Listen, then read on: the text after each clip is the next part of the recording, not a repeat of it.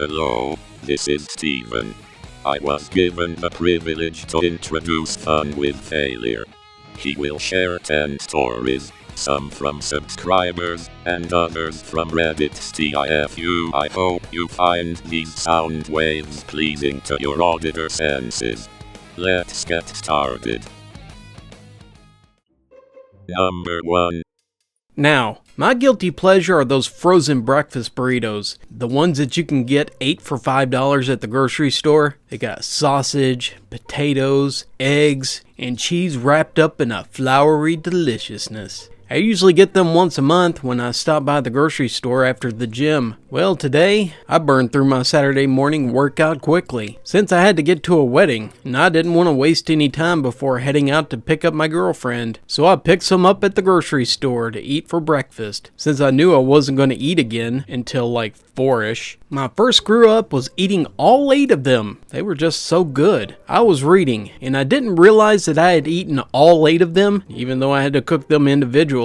Oops. So this wedding was out in the middle of nowhere in Pennsylvania. It's a nice town though. We get there after a nice 2-hour drive and a lot of coffee. This also added to the screw up, I'm sure. They had the wedding at the farm. It was a cabin type place off a river. It went very well. We had the reception in an outbuilding. The odd thing was, this place didn't have a bathroom. They had 2 porta potties, a man's and a woman's. They weren't the nice ones. When you put the lid down, it acted like it flushed the toilet. We had fun at the reception, cut a few rugs, ate a lot of food, drank lots of liquor, because all they had beer-wise was Bud Light. It was going well, but my stomach was not happy. After all the breakfast burritos had forced their way through by the coffee, gin and tonics, and mediocre wedding food, the burritos were ready to pop. I couldn't hold it anymore. It wasn't like we could drive down the road and crap somewhere else, since again, this is the middle of nowhere. I had to take a dump, and I had to do it now. It was gonna happen in these porta potties. It was nasty, awful, and moist.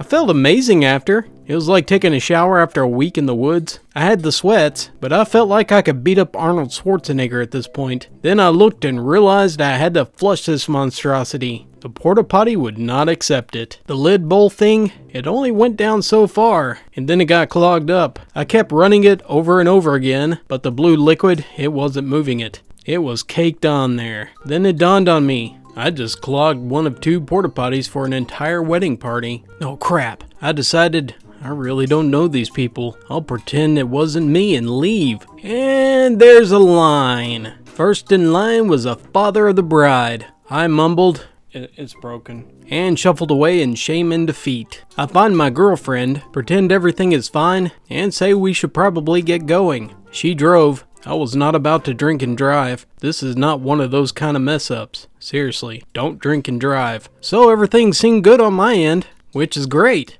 Except that I sort of ruined a wedding. I heard through the grapevine they had to close the porta potty. So they only had 1 porta potty for 75 people. Apparently the cabin farm barn thing had toilets too, and those were the ones that the wedding party was using. But everyone else, they only had 1 option, coupled with the fact that it was far away from hotels. So people decided to start leaving. So I literally just caused a wedding to end 2 hours early by clogging the porta potty.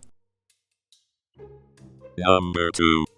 This TIFU happened about 5 months ago. I'm only now getting over the embarrassment though. This TIFU actually started around 4 years ago in my freshman year of high school. One day I was sitting in my class with friends, making jokes, laughing, and etc. And I had the brilliant idea to see if I could fit through the small window. The teacher of the class is lighthearted and often doesn't mind a bit of horsing around, so I made my way to the window and promptly squeezed my freshman body through it, nearly ripping a few buttons off my shirt. More recently, I continued crawling through the window every once in a while, just for laughs, and I would see if I could do this every year. Then came this year. My teacher was away from the classroom, and no less than 5 minutes when the subject of me crawling through the window was brought up. I, being the dumb individual that I am, decided that now with the teacher out of the room would be the perfect opportunity to see if I could fit. I made my way to the window, got on the counter and put my legs through. I got all the way to my butt before I started running into problems. As I was trying to squeeze my apparently large butt through, there was a sudden shatter.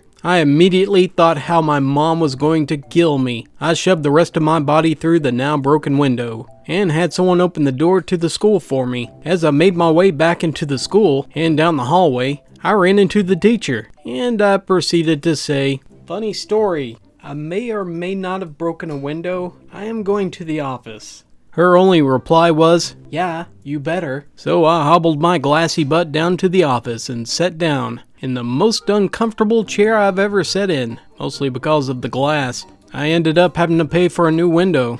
It was $180, and spending the rest of the day getting glass out of my pants. Number 3.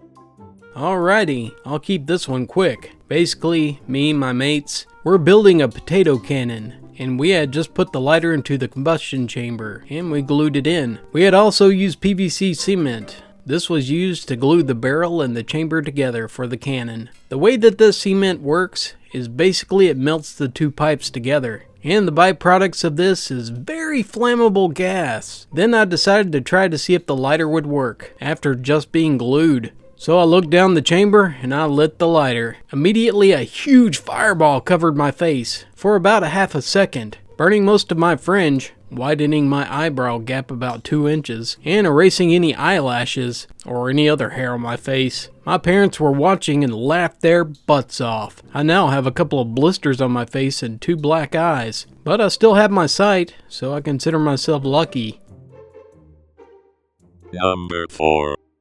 I've been a self-employed conditioner for the past 2 years, and I recently started to try to get back into one of those fancy jobs with an office and everything. I should also mention that for the past 10 years, I've been using the same handle across multiple social media platforms. It's by no means a secret identity, but it's also not explicitly connected to my real name. Or so I thought. I have been happily emailing my resume and cover letters to many potential employers when I received this email from one that I was particularly excited about. And here's what it said. I have to say, when Titty Boobowitz appeared in my inbox, I got quite a chuckle, and I had to figure out where it came from. Your Twitter profile is great. So much personality. I look forward to reviewing your application and will be in touch with you shortly.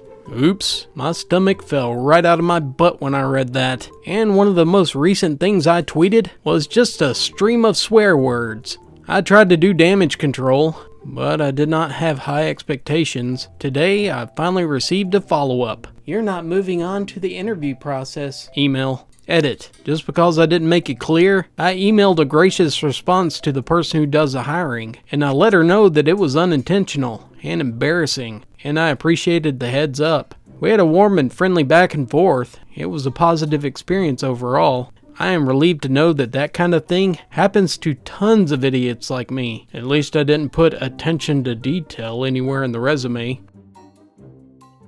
Number 5. Yesterday, I decided to do an oil change on my motorcycle. I had a 4-liter bottle of a really nice oil. It cost me about $50, and a new filter. The bike was warmed up and ready. I drained the oil into one of my mom's old aluminum pie pans, plugged everything back up, popped the oil filter cover off, and installed the new filter. This is where everything starts to go to crap. First mistake wasn't bad. When I tightened up one of the 2 bolts on the oil filter cover, the head broke off on one of them. Well, crap. I guess I can't ride it too far, I thought. I needed a bolt extractor, which I didn't have, which led to the second crucial error. I hit upon a brilliant decision to start her up, and decided that the cover would hold long enough that I could ride to Home Depot. After I filled the bike up with the oh-so-expensive oil, I hit the starter button. The bike settled into an idle. Nothing seemed to be leaking. Then I revved her up. A brief side note. The motorcycle pumps oil under pressure, and it jets into certain parts. The oil filter is obviously part of this loop. It doesn't take a genius to figure out why this is bad. A huge amber geyser shot out from the side of my bike, and onto the wall that I was working next to. A river of dinosaur juice began to pour down my driveway. In a panic, I scrambled to turn the bike off. For a few minutes I stood there, looking at this giant mess. $20 of oil oozing across the concrete. I bent down to pick up the pie pan, full of oil, and promptly dropped it on my shoe. At this point, I was trying very hard not to lose it. Number 6. So this happened around 8 years ago in 6th grade. Now, if you remember 6th grade, you know that trends fly in and out of style every other week. And just before silly bands took over as the chief tween's pimp currency, the big thing at my school was a trend we dubbed locker artillery. Basically, we gathered all the supplies that we can find anywhere in the classrooms, and we created small projectile weapons from what we scavenged. We would use those weapons to lob erasers, spitballs, paper hornets. Eventually things got out of hand. It became a grade-wide arms race to create the ultimate launching machine. Heists were performed on teachers' desks. Books were destroyed and scrapped for ammunition. Students presented welts from paper hornets, with the same pride that one would display a hickey from a cheerleader. Rubber bands were contraband. It was full-on Mad Max Magic School Bus adventure. The next day, I created the ultimate cannon, utilizing no less than 7 rubber bands, a pencil barrel, 2 springs, and a binder clip for a trigger, with the inkwell loaded, sexually frustrated MacGyver with an intent to kill. On the bus, my friend, let's call him Neo, was extremely interested in my device and asked for a demonstration. I obliged. I fit the eraser in the end of the ammo. Neo opened the bus window and told me to aim it outside the window and hit the school wall. We were still parked at the school at this time. I aimed, pulled back, and fired. All I saw was an eraser flying off the inkwell before I heard an extremely loud sudden crack. I looked forward, and there was a hole in the double pane window of the bus, only an inch or 2 from Neo's head. My parents had to pay for the window. Neo's parents wouldn't let me come over his house until senior year. The principal cracked down on locker artillery and suspended anyone, including myself, for 3 days, who dared to use a pen for anything else other than writing. But I still won the arms race. Number 7. I just found the TIFU thread a week ago. I thought that I would write one of my biggest mess-ups ever. This happened back when I was a sophomore in high school, when I first got my license. I'm a big procrastinator. I usually manage to study the day before an exam. This time was no different. I had this huge calculus test that I didn't study for. My mom packed my breakfast, and I took it to the car to eat right before class, because I was running late. However, it was snowing pretty hard for the first time since winter season started. I didn't have any experience on how to drive correctly on snow or ice, so the entire car ride, I was dreading when I would have to go and take the exam. I thought as a joke, oh, wouldn't it be nice just to be able to drive this car slowly into a ditch and just say that I got into an accident, so I didn't need to take the test. I laughed it off. So it happens. I'm rounding this large curve near my neighborhood, driving a little over the speed limit, and my wheels hit a patch of ice. My car starts to curve out of control, and to my luck,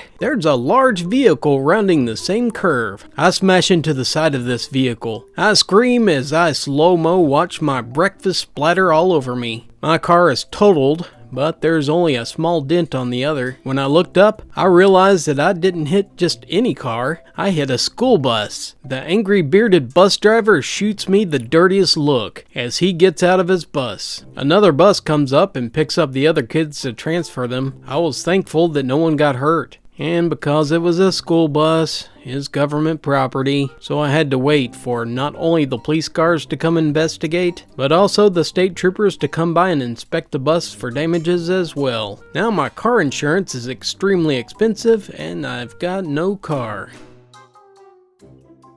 Number 8.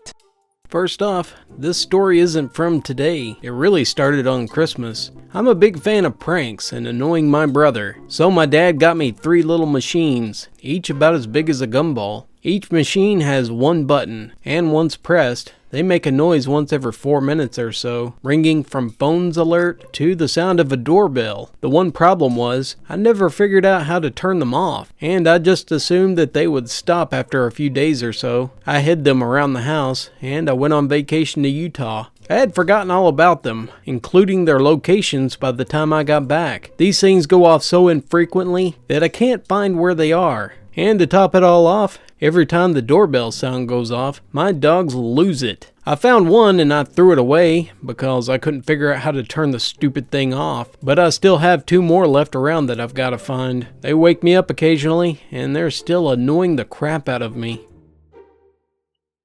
Number 9. Back in elementary school, we had a Veterans Day celebration we did. We would go to this rinky-dink broken down stadium and watch people shoot guns and sing the national anthem. All that American stuff. Well, I went one year and we all sat together, and everything seemed fine, until I felt a searing pain come out of nowhere. Seeing that all my friends had scooted away, and someone screamed, I realized that a bee had stung me. I went to the little first aid place. Basically all it was a nurse with some band-aids, and she sent me back to sit in my seat. This is where I messed up. I went right back to the same spot. Not even 10 minutes later, I feel the pain again. Another bee stung me on my chest and fell down my shirt. Another trip to the nurse, and surprise, she sent me back to the metal bee hoarding death trap. I got stung 2 more times before they stopped sending me back there. Nobody else got stung all that time, just me. So I scoffed when everyone tells me that bees don't sting you unless messed with. The second story that I have, this happened when I was working at a print service. We had a large-scale printer, and in the small amount of time that I've been there, I had never ran out of paper. Instead of my manager explaining how to change the paper, he told me not to worry about it, and that I'd never have to change it. Yeah, right. This guy comes in, big hotshot engineer, and he has 20 large-scale prints that he needs immediately. They always need everything immediately, but I digress. So about halfway through, the paper runs out, and I start to grab bricks immediately. I don't even know where the paper is stored for this monstrosity. I'm in the storeroom for way too long. And when I get back, this guy is getting really mad. I commenced fumbling with the thing. Takes me about 5 minutes to get the empty roll out. This paper is huge, and it weighs a ton. It has these plastic things on it to prevent it from unraveling, and they turn out to be extremely hard to get off. The paper roll itself is almost as tall as me. Well, I'm yanking on the plastic thing, and I end up hitting myself in the face with this paper roll, breaking my glasses in half and causing me to see stars. I had to buy super glue from the store to fix them. The only good part about this was the guy got a good laugh and decided to come back later. Number 10. Several years ago, I worked third shift. I always prided myself on being a safe driver and being able to handle myself in any weather. I stopped to buy groceries before heading home. It was raining fairly steady up until the point where I was halfway home. By this time, buses were already en route picking up kids for school. I was coming off the intersection, and I was merging onto a highway. As I rounded the corner, there was an apartment complex, and a group of kids were about to load on the bus. I soon realized that I didn't slow down my car enough to account for the weather. I pushed on my brakes, only to have it hydroplane toward the rear of the stationary bus. I knew at this juncture that I would hit the back of the bus if I didn't take some kind of drastic action. Completely unaware of the kids waiting by the side of the road, I went for the ditch. It was a gentle slope, so I was pretty confident that I wouldn't cause any major damage to the car. So as soon as I hit the grass, my car continued to slide forward, but this time toward a group of screaming kids. I fortunately managed to stop my car within 10 yards of the group of kids. Red with embarrassment, I reversed my vehicle back on the road, and I had to shamefully follow the bus until the next intersection. I sincerely hope that the children involved didn't have any accidents due to the sudden fright caused by my actions. I was fortunate not to have anything worse happen, and I'm also glad that I no longer have that vehicle. Also the fact that I haven't been recognized as the man who almost flattened a group of school kids. Thank you very much for joining me for this edition of Fun with Failure TIFU. If you enjoyed these stories, please let your finger be sucked into the black hole of that like button. I want to thank the subscriber for submitting their story, and also the wonderful authors at Reddit. Also, I want to give a special thanks to my Patreons. You guys are awesome, and I'll see you again soon.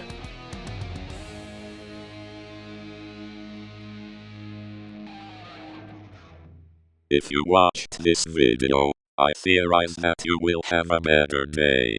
Goodbye.